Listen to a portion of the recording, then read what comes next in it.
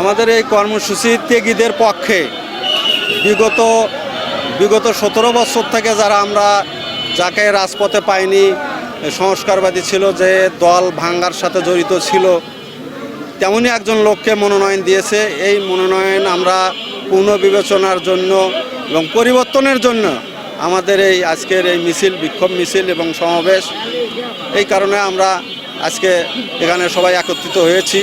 আমরা চাই যে এই প্রার্থী পরিবর্তন করে যোগ্য এবং ত্যাগীদের পক্ষে এখানে ত্যাগীদের মধ্যে থেকে মনোনয়ন দেওয়া হোক।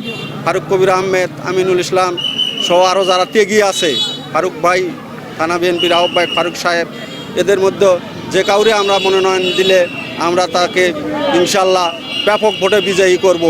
এটাই আমরা, এই কারণেই আমাদের এই আজকের এই সমাবেশ, এবং আমরা এটা দীর্ঘদিন থেকে করে আসতেছি দলের হাইকমান্ডকে বোঝানোর জন্য। এটা আমরা আজ প্রায় 1 মাস থেকে করে আসতেছি।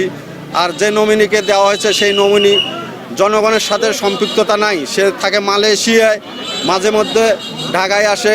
18 সালে তাকে আমরা মনোনয়নের জন্য কেন্দ্র এবং আমরা বলছিলাম, সে 18 সালে বাংলাদেশেই আসেনি, সে মনোনয়ন নিতে আসেনি, যার কারণে এলাকার লোক ফুঁসে উঠেছে যে দুর্দিনে যাকে পাওয়া যায় না তাদের আমাদের দরকার নাই। আমরা চাই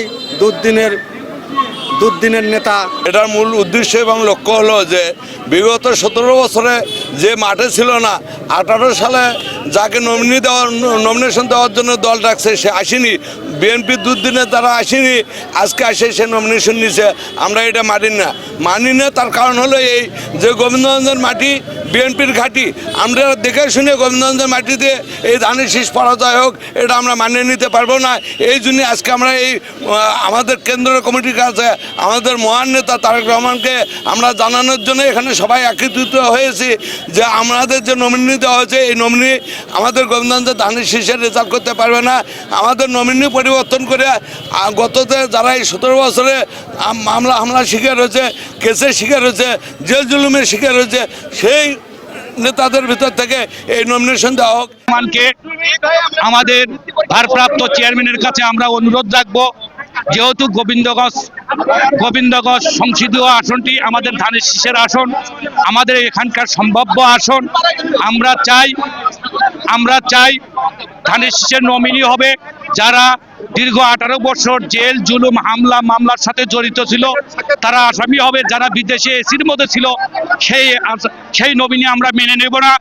আমরা নমিনি পরিবর্তনের দাবিতে এই আন্দোলন অব্যাহত রাখবো যতদিন পর্যন্ত আমাদের চেয়ারম্যান সাহেব নমিনি পরিবর্তন না করেছে, ততদিন পর্যন্ত আমাদের সংগ্রাম, মিছিল, মিটিং এগুলো চলবে।